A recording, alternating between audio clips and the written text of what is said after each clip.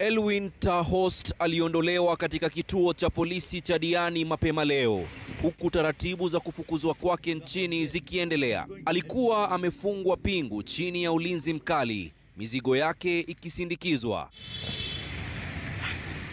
Safari yake ya kurejea Uholanzi sasa inaanza baada ya matamshi yake ya kudhalilisha na ya matusi. Alisikika akiomba radhi, akielezea kuwa angependa kuendelea kuishi nchini Kenya, lakini kosa lake la dharau lilionekana kuzidi maelezo yake ya kujitetea. Elwin alikuwa amezuiliwa kituoni akiwa mlevi na alitarajiwa kufikishwa mahakamani kujibu mashtaka ya ushambulizi, uharibifu wa mali, kuzua vurugu na kumiliki dawa za kulevya.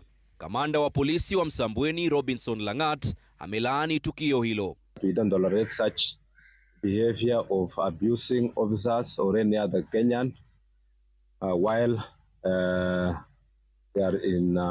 they are still in Kenya.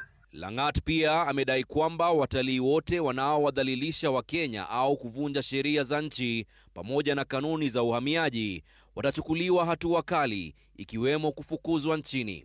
In addition to immigration laws, travelers are also obligated to comply with all other applicable Kenyan law.